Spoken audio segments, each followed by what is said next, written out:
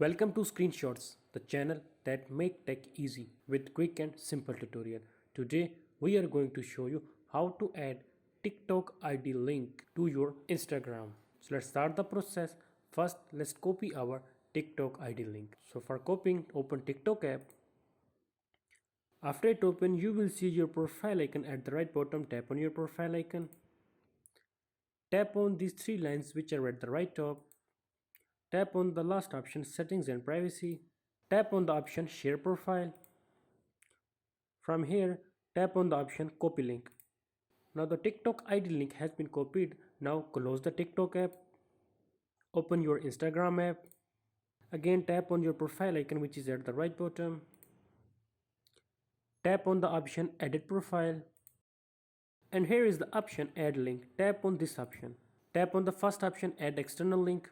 Simply paste your TikTok ID link in URL, and also you can write the title of your URL like I am writing. After writing the title, tap on this tick sign which is at the right top.